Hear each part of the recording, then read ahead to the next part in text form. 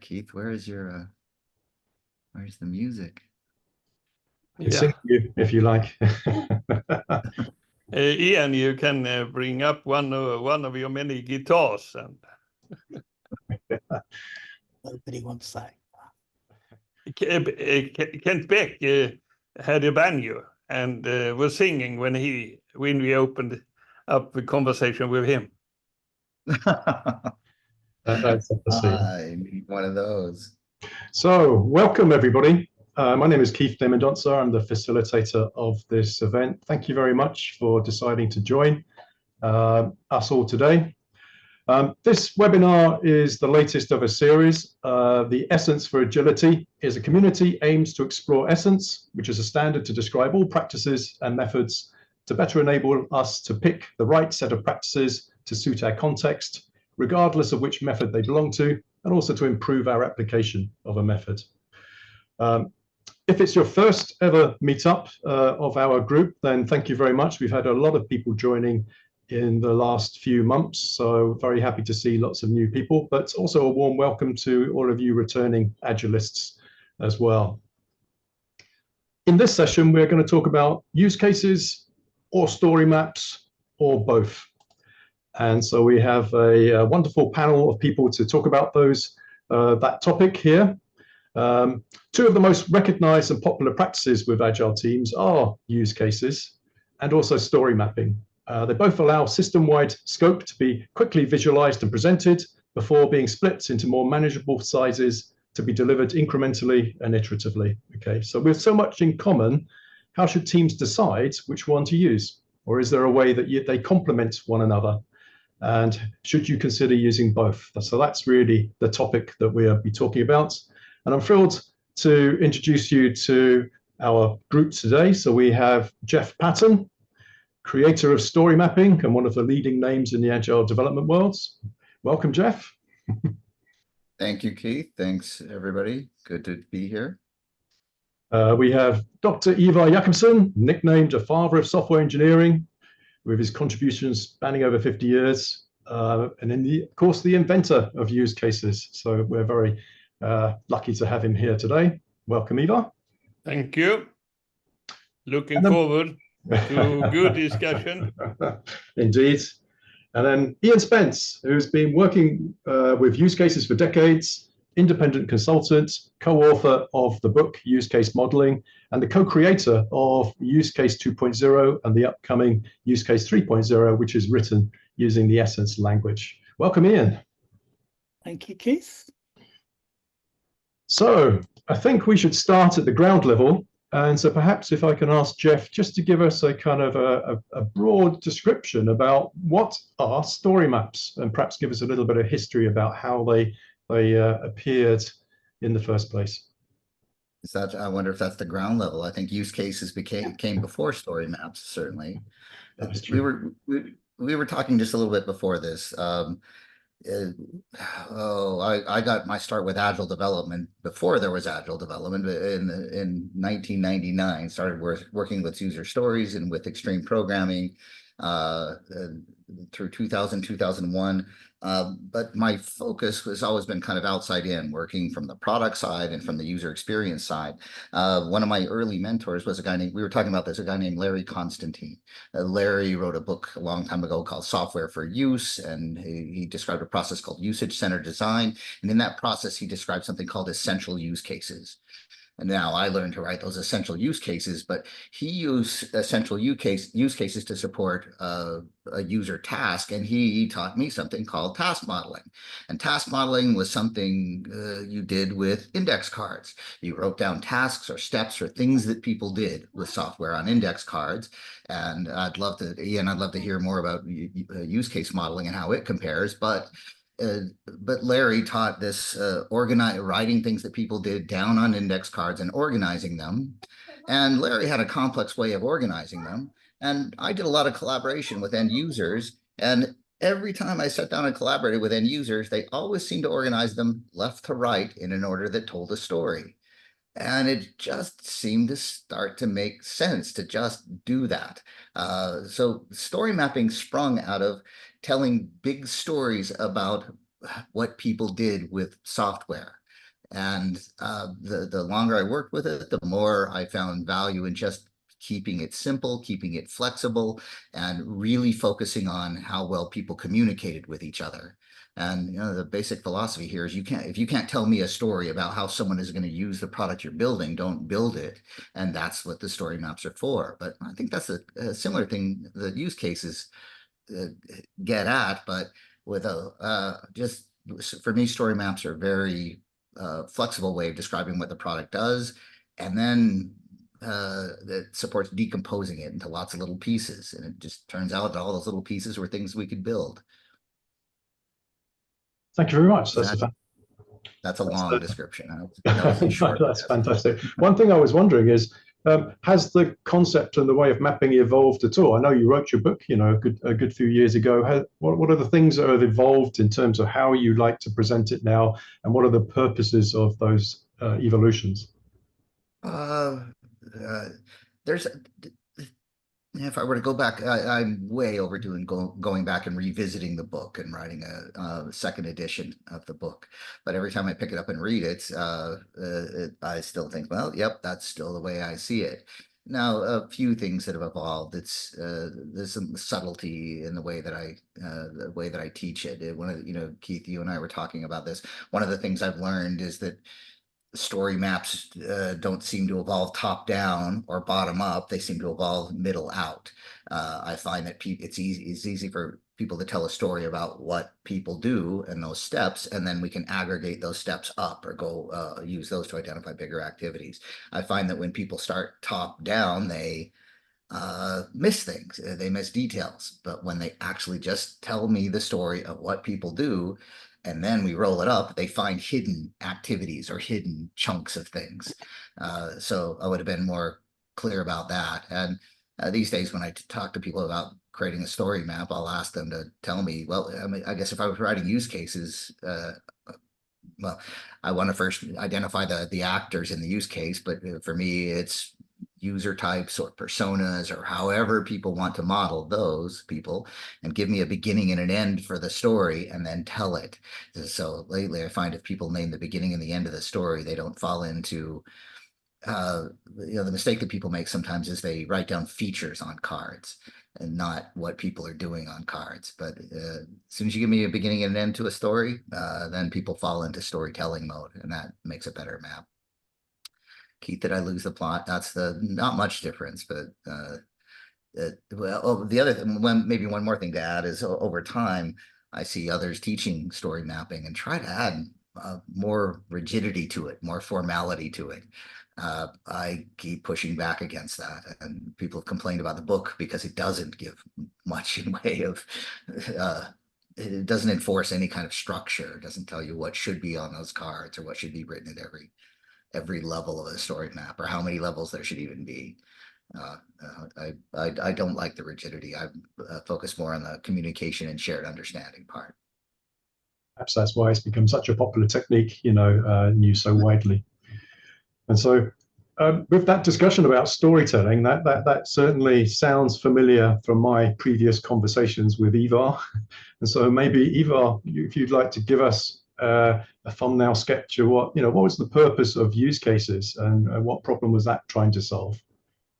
Well, originally it was when I worked at Ericsson with telecom systems, huge systems. People did functional specification, basically specifying one feature at a time. And the problem was to understand how these features were used together.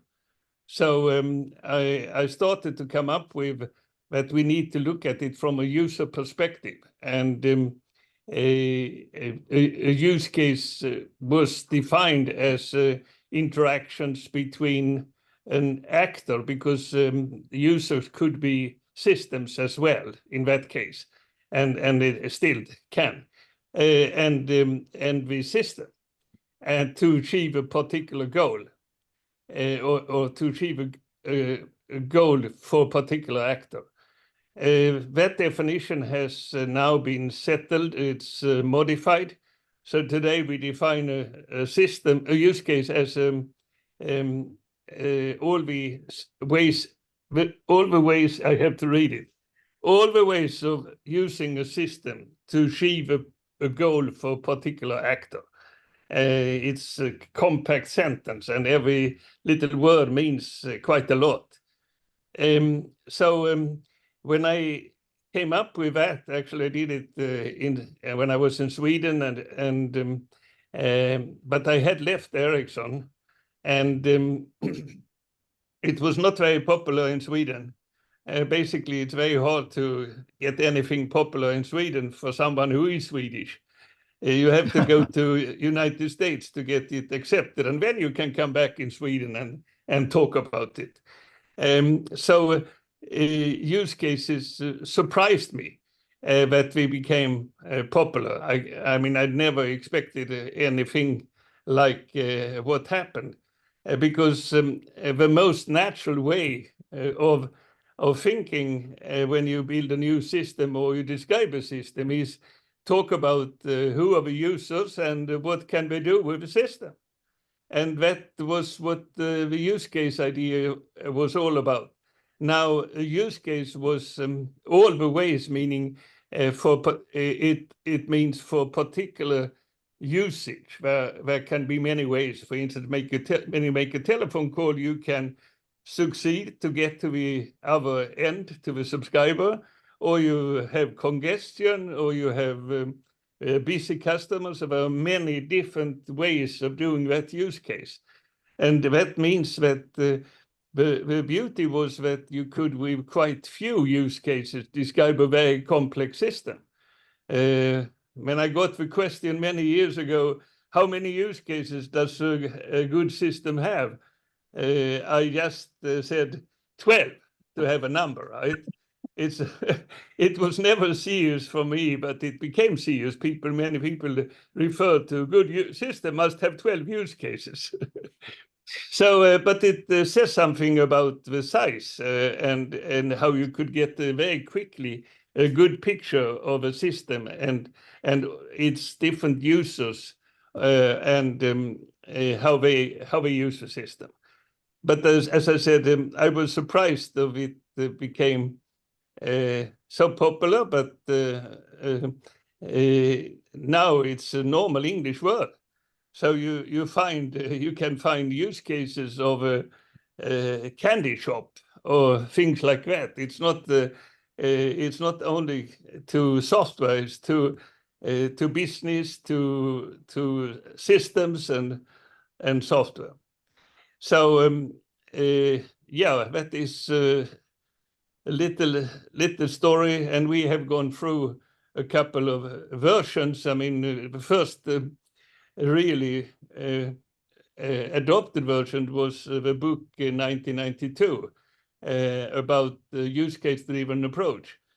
And since you mentioned Larry Constantine, Larry was in Sweden to review what we were doing and use cases. Alliston was also in Sweden to review use cases. But Larry went back, and at the big conferences, he was basically telling the world, this is a future of thinking about a system. And yeah, I will never forget that. We never come back, that thing. But at Uppsala in Vancouver, what can it be, 88 or no, 1993 or something like that. Yeah, my book came out, and there were 250 people in line to get the signature on the book, and something like that will never happen again at least has not happened the last years in software. I think I went far over my little budget time. That's fine. You definitely got a very clear view about the history around that. I guess use cases have been around for a long time, and I can detect there's a lot of ideas about use cases in your book, Jeff, in terms of the words it used, narrative flows and such like. So I can see there's a connection. But traditionally, I suppose, a lot of people had in the past ended up gold plating their use case documents and producing very large, heavyweight documents, which became very opaque to the people that were trying to use them. Was that a motivation for you to really focus on story mapping? I don't know if maybe it's because I was too lazy to write good use cases, and I knew just enough to know what a good use case was, and was just lazy enough to not want to work so hard to write them. And then I was using agile development, and I found that it didn't matter how well I wrote a document or how well I wrote a use case, no one would read it anyway. And the most important thing to me was collaborating with other people. And I found that people were super happy to work with index cards and move cards around a table, and that was easy for them.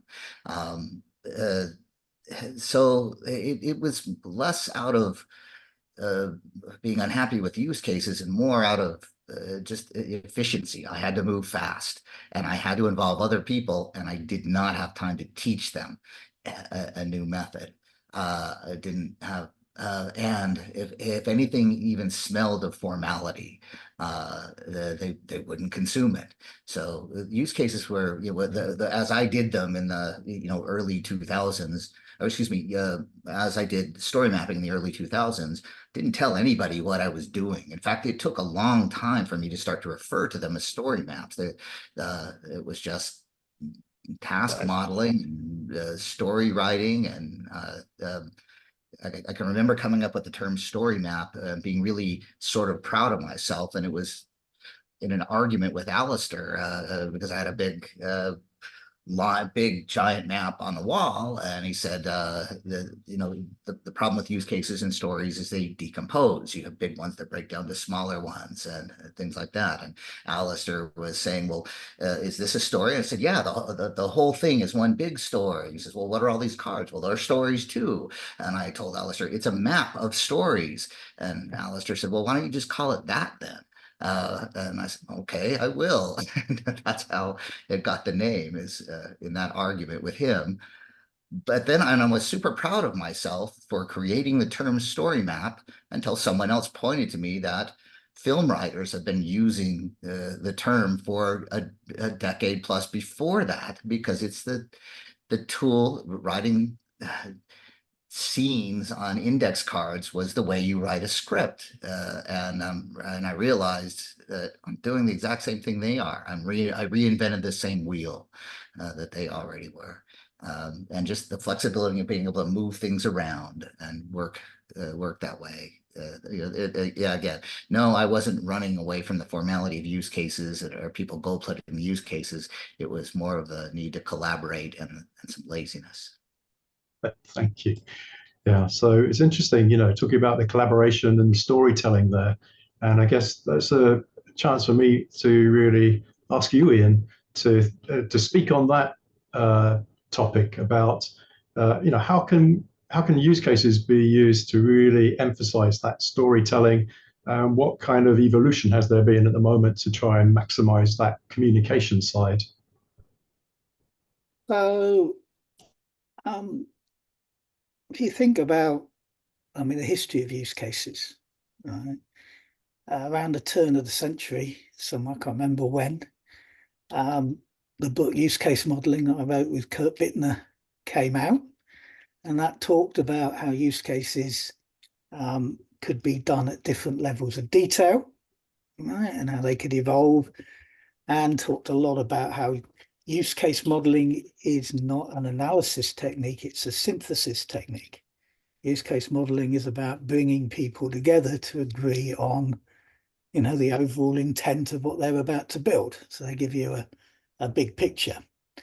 Now, the popularity of RUP led to lots of things, possibly even the agile movement, Keith. You never know. I think so. And because use cases could be done at all different levels of detail, there was an association with them being used for formal specifications.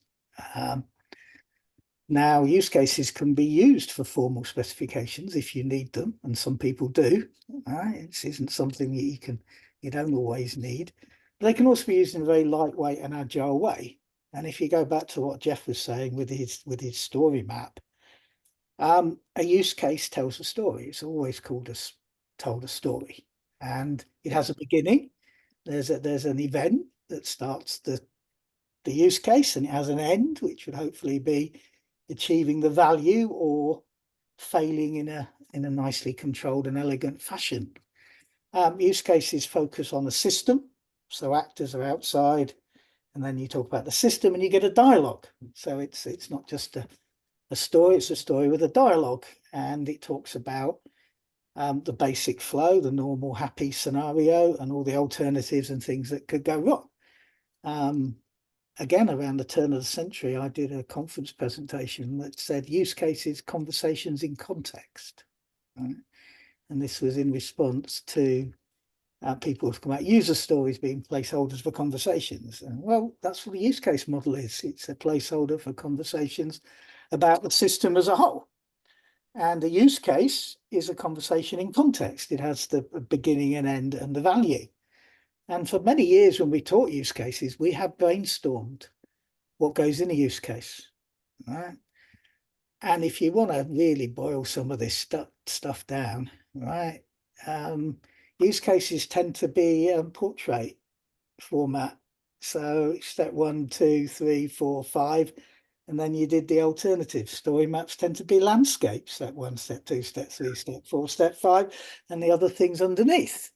So, I mean, there's a huge convergence here in the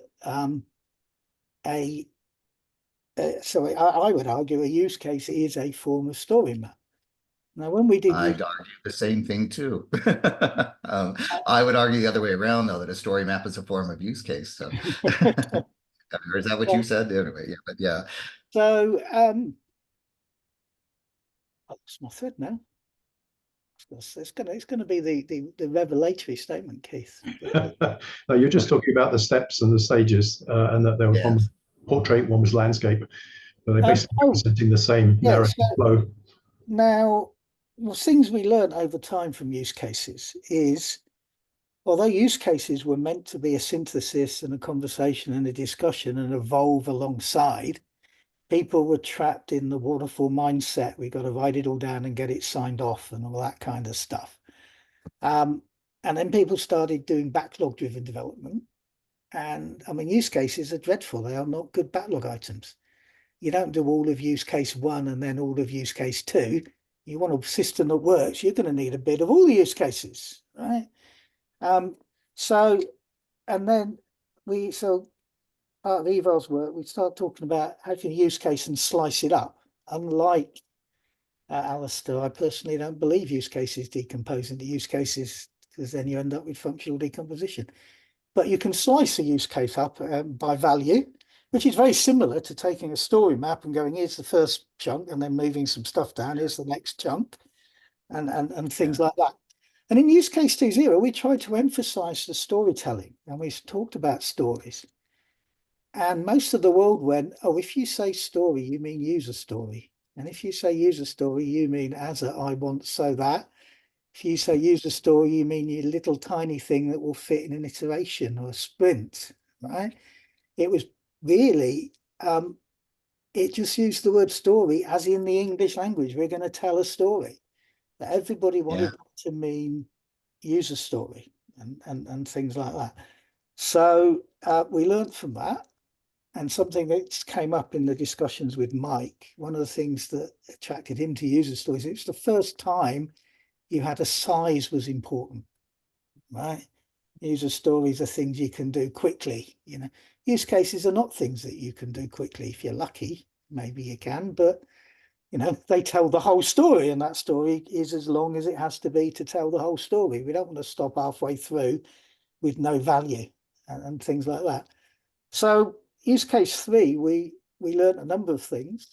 One was that you don't need, people aren't that keen on the full use case driven development, I'm afraid, Eva. They like use cases, they don't always want to do all the rest of it. So some people do use case models without any narratives. They don't describe the use case with the basic and alternative flows. They don't have the textual description, but some people do take that use case and then they go, right, let's do a story map. And then from that story map, they work until they get their user stories. Other people who've discovered they like to just write the use case, but not have the whole model, right? And use that just to focus. So we've made the use case 2.0 a practice family so that people can plug and play with the bits and hopefully make it easier through Essence to combine with other practices like story mapping. So I do know people who have the use case model and then they use that to provide the context for a story map. So they have a story map for each use case in their use case model. Just combine those two practices. All right. We can have discussions about when it's beneficial to write a narrative and the benefits that can have and all of that. And what you're going to find is it all comes down to the level and nature of the communication that you need to have and the amount of creativity and independence that you are placing on the people developing the thing that you're asking to be developed.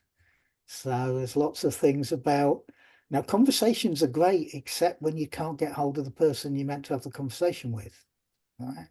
That can Yes, be yeah. a bit of a problem. Right? And also there are things where actually we don't care how this works, but there's others where you really do care. Right? And in fact, it's illegal otherwise. And Yes. we're seeing interesting stuff coming out. So I think the early stuff is that story mapping as a technique is perfectly complementary to the idea of use cases. Right?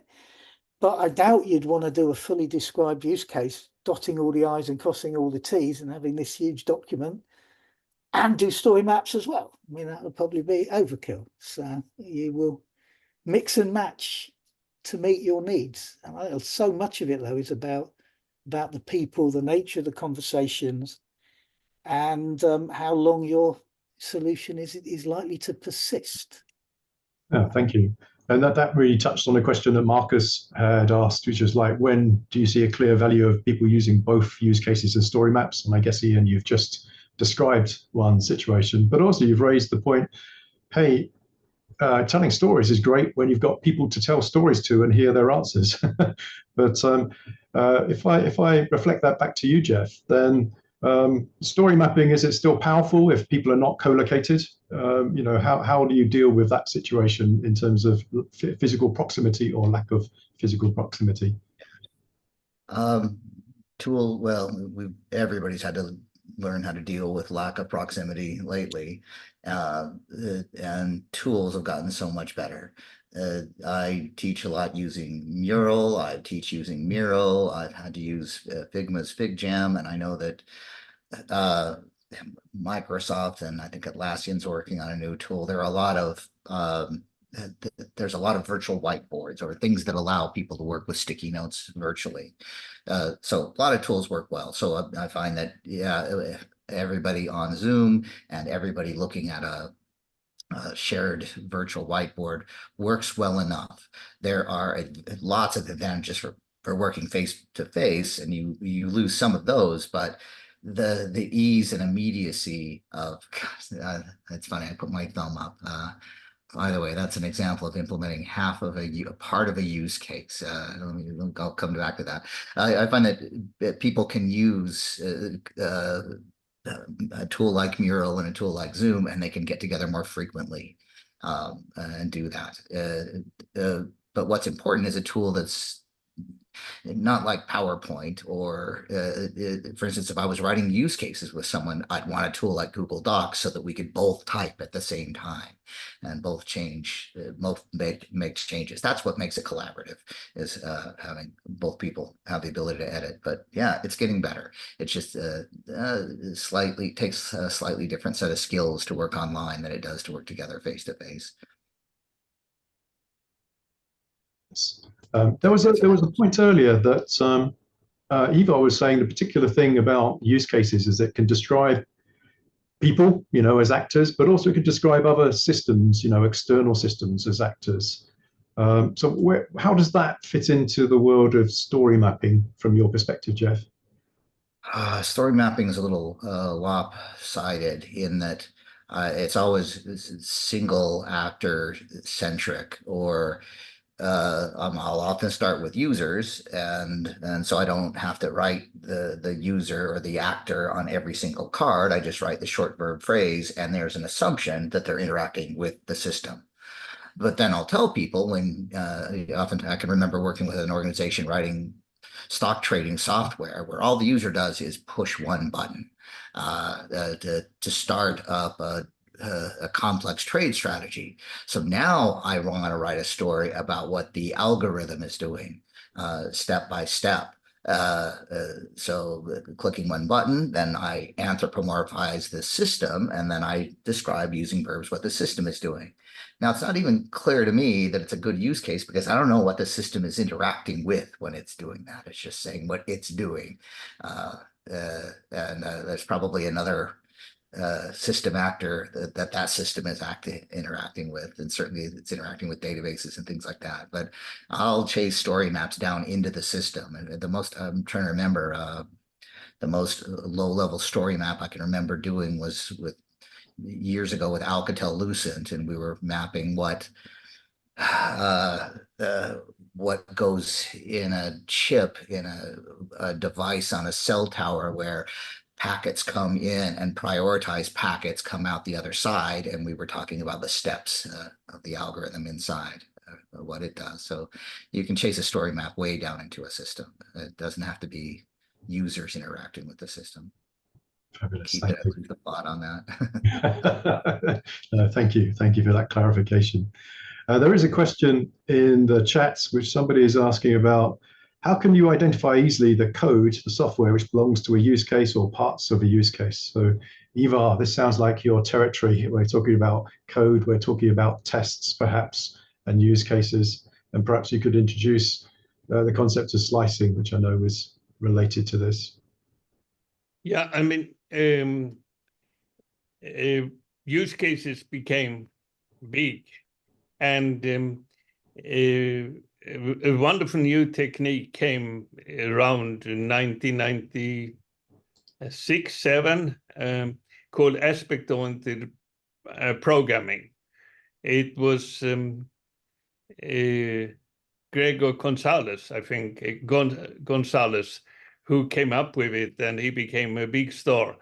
What was interesting was that when we developed use cases, we identified the key path scenarios of use cases and prioritized them.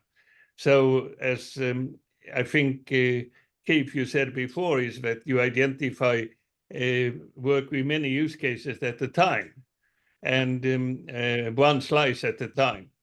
So the beauty of use cases at that time was that a use case was an aspect on the programming, and you could develop aspects and having basically making extensions to existing use cases, and in that way build the system. So instead of building a system with a lot of questions, is it this path or that path you go, you make extensions to an original path. So slicing came up. I worked with one of our people, Pan Wei, from Singapore, and we wrote the book Aspect on the Software Development with Use Cases. And here we identify slices.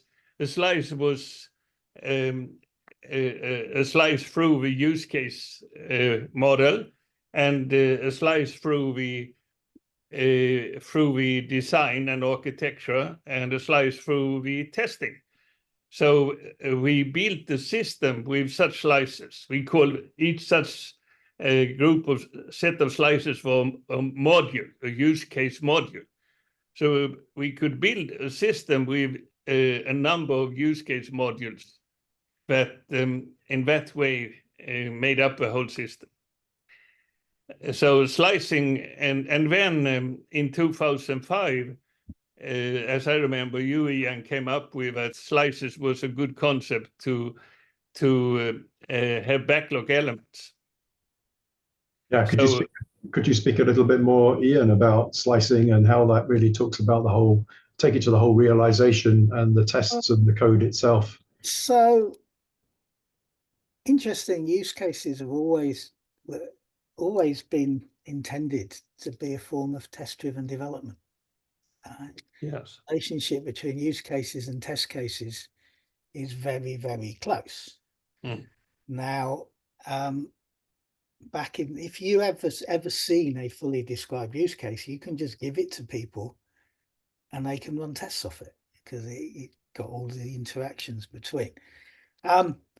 But what we found was that people were spending far too much time writing use cases and not enough time writing test cases. So one of the big changes that came with Agile was a focus on test first, test driven, however you like to put it. So when we were looking at how to keep use cases, how to stop them becoming this heavyweight thing, make them more lightweight, we wanted to reinforce this connection between the use case and the test cases. So at a minimum, a use case slice is part of a use case and its accompanying test cases. All right. Now, it could be plus part of the analysis, design, code, and everything like that. But it's the testing that closes the loop. Right. So when we create a use case slice, we say this path through the use case is a value. We'd like to do that. This is what it covers. This is how we're going to test it. And that is very powerful. Now, you mentioned use case realization. In the UML, a use case can end up being projected through all your analysis, design, and coding. But as we've seen with any kind of modeling and permanent record, it requires an awful lot of discipline to keep these things up to date. And most people nowadays treat these things as a sketch when they're starting off, and then they don't really maintain them, right? But you can't afford to not maintain your test cases, right? Just because test cases start failing doesn't mean it's wrong. Maybe you've actually removed that part of the system, right? And use cases help you to manage those end-to-end test cases. Slices allow you to, scope management. You never need all of a use case up front. If you brainstorm all the things that can go wrong, you can get away without handling them all, right? Certainly in early versions of systems. So the slicing mechanism was a way to go, here's the use case, it's all the ways. A slice, these are some of the ways with particular value that we'd like to do now. And the idea of slicing, I would almost claim to have popularized the word slicing, regardless of what some other people say. When you have a large chunk of something, you don't want to split it up into all its smaller bits and then split them up into all the smaller bits. You want to treat it like eating a cake. You take a slice and you get it done. So this idea of slicing isn't that you take the use case and slice it all up. It's you take your first slice. And we know from use cases that's always going to cover the happy day scenario, the basic flow. And then you can slice. Maybe you'll never eat all the slices of the use case, which is very different from what you do when a user story is too big and you split it up into all its bits and throw the original one away. So you can use it to project through, but as we were discussing with Mike, if you need a permanent record, that takes investment and time and things. And a lot of people don't realize they need one until quite a long way in, because 90% of startups fail, so most of them don't need any permanent record. But when they're successful. So that was the idea of slicing, was because people were, they were trying to do everything about the use case one before they moved on to use case two, which was not good. So they help with scope management, release planning. They're really good for product management, product goals, things like that. Something I'm contractually obliged to talk about in every appearance, Keith, is clearly the Square Kilometre Array, the biggest science facility man's ever built. It's a big radio telescope. I was lucky enough to be their coach. I still am their coach, so it's getting on a long time. Now, they've been doing user stories and they've been doing features, and they must have done 20,000 features. They've done well over 100,000 user stories, little bits of work.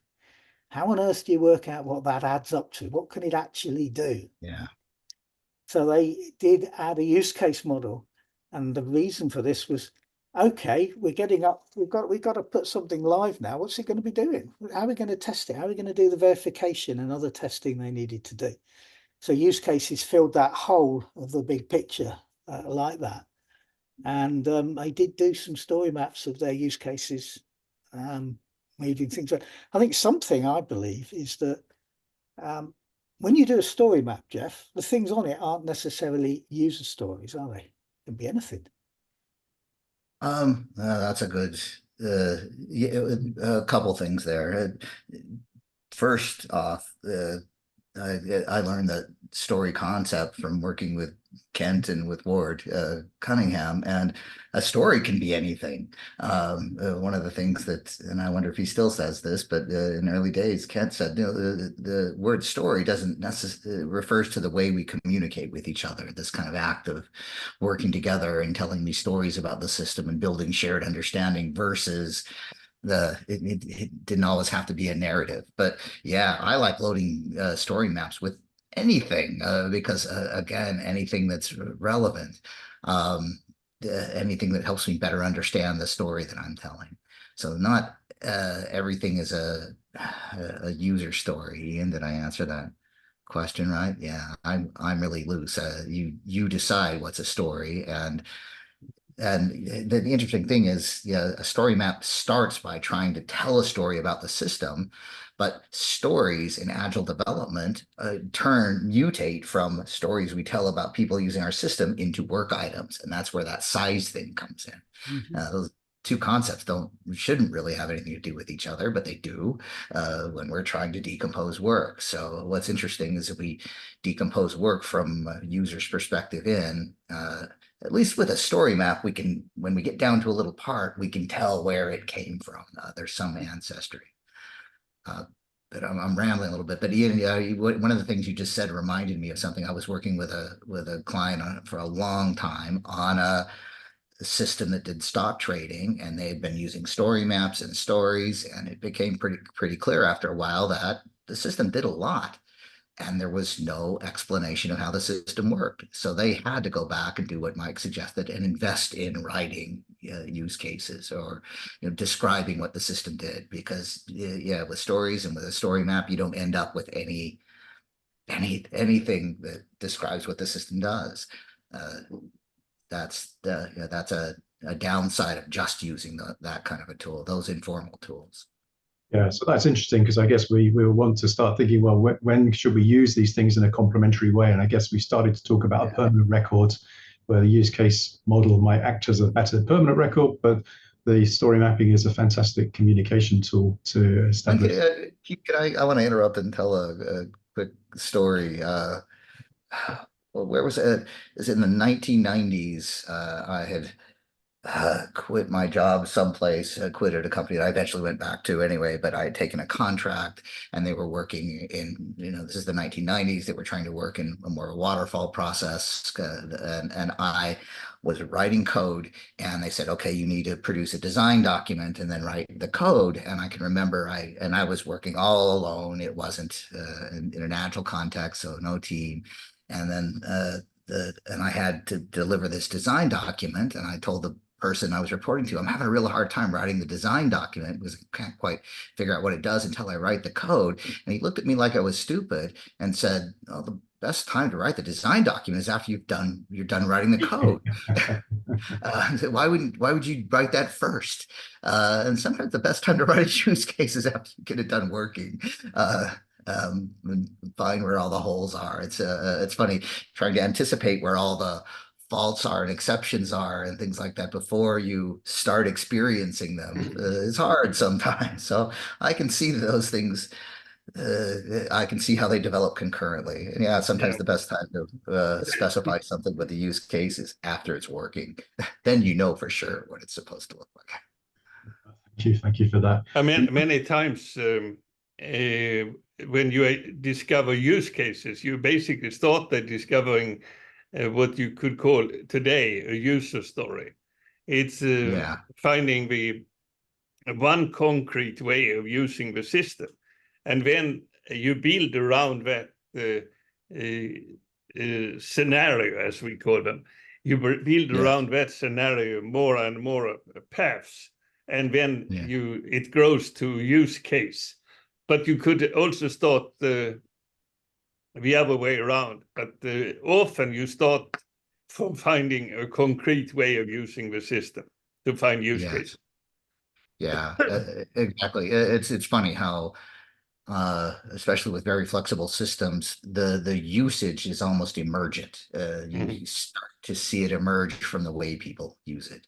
It's hard to, anything we're building, we're predicting people's behavior, and we do our best, but nope, it's not. I wouldn't.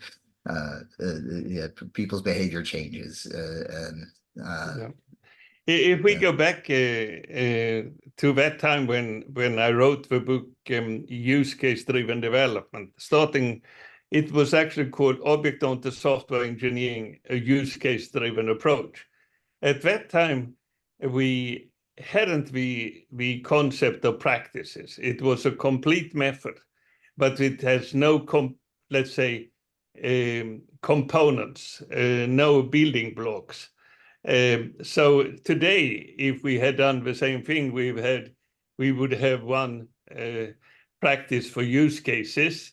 We would have a practice for architecture, a third practice for, and use cases practice would include testing, because it was always designed to include testing. So today, we would have smaller pieces, but the value at that time was, if you really do use cases and you do use case realizations and test, you have a very streamlined approach, and you wouldn't miss risk missing as much as we do if we don't have a streamlined approach. So, I mean, today it would be much more modular. And it is in use case 3.0, it is broken down to smaller practices that you can actually compose to build more advanced things. Thank you.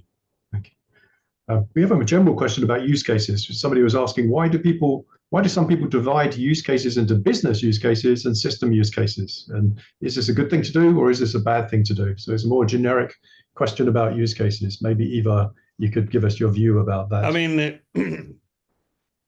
the system we are looking for is very important when you talk about use cases, the entity of a use case. So if that is a system, software, hardware, whatever, then it has use cases of that nature. If it's a business, then the use cases are basically business processes. So the business system has a number of business use cases which represent business processes. And then there was a wonderful algorithm to go from software that supported the business. So we created from the business use cases and their realization, we could press the button and create the first use case model for the software that would support it. So I wrote a book about that in 1994, I think.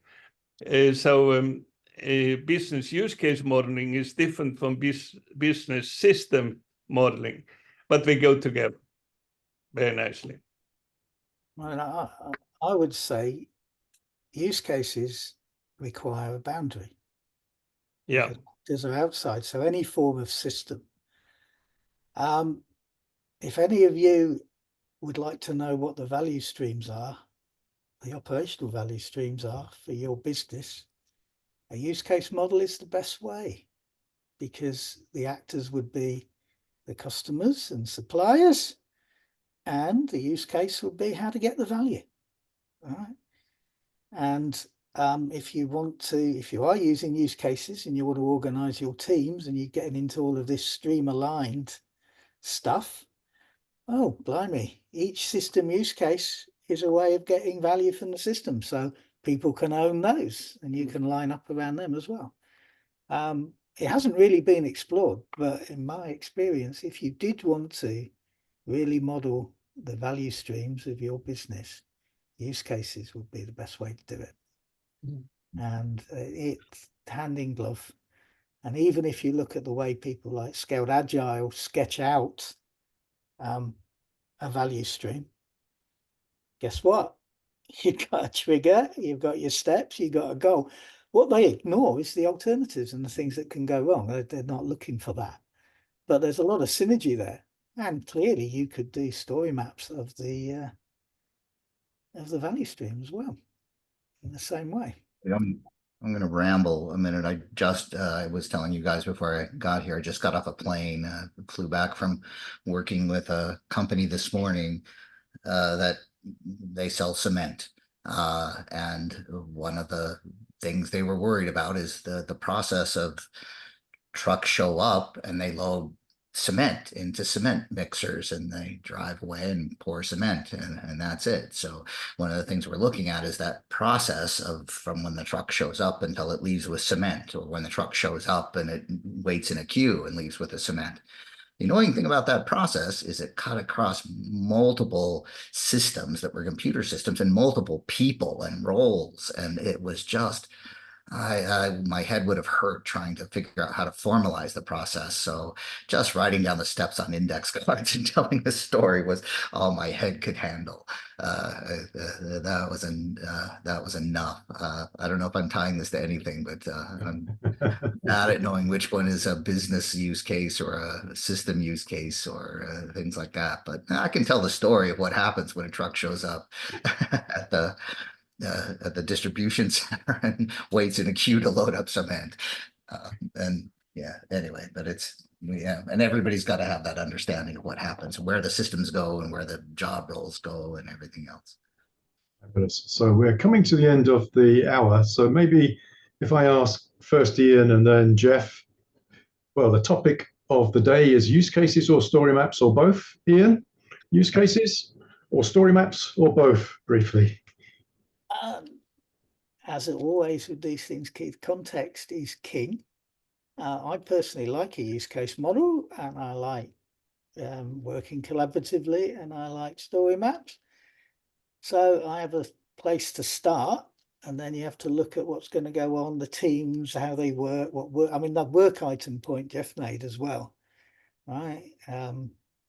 Teams, a lot of agile teams want to be fed, spoon-fed little things they can do. Yes. They don't actually want to think or get involved. Their user stories are all rubbish, but they want little things.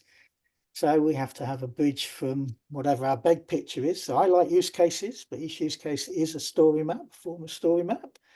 And then you've got to get the little things to feed into the teams. So I think any long-term success is very useful to have the use case model visualization, even if it's not complete. So you can say we've done a bit over here and a bit over there and a bit over there. And then if you can visualize those with story maps, then that's great. And your backbone would be your basic flow. And then you can still do slicing and all that kind of stuff.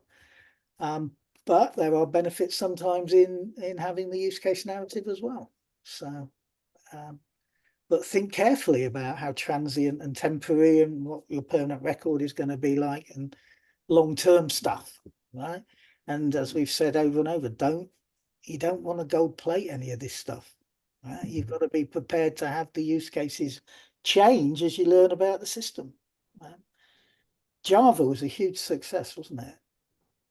Its original mod use cases were for set-top boxes, and nobody wanted a programming language for set-top boxes, so they came up with some different use cases for the internet, and boy, did it take off. Right. So, the use cases will emerge. People will find ways of using things that are produced that were not what was intended. So you just Oh yeah. or you can keep these things up to date. Fabulous. Thank you, Ian. So same questions to you, Jeff. Use cases or story maps or both? Or when? I'm going to answer the question concisely and then with a story. Of course, the short answer is both. But as I was sitting here thinking, how am I going to answer this question? I'm out my office door and through the hall is the kitchen. And my partner is a trained chef. She went to culinary school in Napa, and I cannot cut up a cantaloupe in front of her. The reason is because I like cutting up cantaloupe with a boning knife, and because it's got a thinner blade and I can steer it better and carve off the rind of the cantaloupe better. She hates watching me do it because she knows I'm using the wrong tool. But I can use that tool easier, and I like it. It fits in my hand better. I just can't have her watch me do it. That's it. I tend to think that if the tool fits in your hand and you're proficient with it, use it. Use a use case, use a story map, use whatever works. But anyway, that's it. I think the tools mix well, and there are definitely some things that I can't specify precisely with a story map. It leaves too much to explanation and things like that. But I think but I can't collaborate quickly with use cases, but I know people that can. I have to pull out the boning knife, and story maps are my boning knife, unfortunately. Thank you very much, Jeff. And Ivar, final words maybe for you about this topic. Yeah, I think Jeff touched it. Use the tool that fits you, that you feel comfortable in using.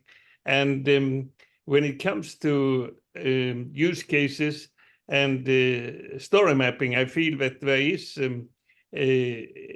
both have strength, and they also complement in many ways one another. I can really see values in using story mapping in combination with use cases. And so I look forward now. I hope we can, after this session, get something tangible, like something that describes cases, identify cases, which could describe where one is more usable than the other, and when they can be used together.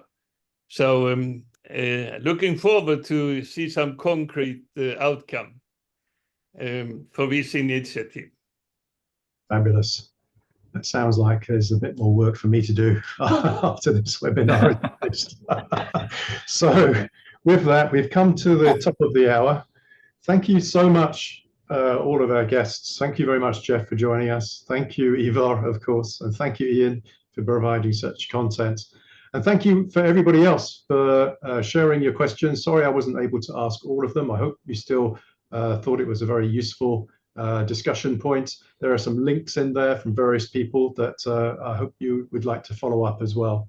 We will post this video online in the next few days, so you can catch it again, or you can share it with anybody else. And as I said in the chat, I worked with Jeff and we did essentialize story mapping at the end of last year, and you can download that from the ivarjacobson.com website. I know some people are saying they've been having some problems with the website. It worked for me just now, but if you can't make the website work for you for whatever reason, just connect to our contact details on the website to get those. And you're most welcome to send emails to us. I think I speak for all of us. So just let us know. Fabulous. So thank you very much, everybody. And I hope you really enjoyed this webinar. If you want to wave your hands or do the reaction thing at the end, you are welcome. Thank you, Jeff, so much. And thank you, Ian and Keith. Thank you. Thanks, everybody. Thanks, Ivar, Keith, Jeff.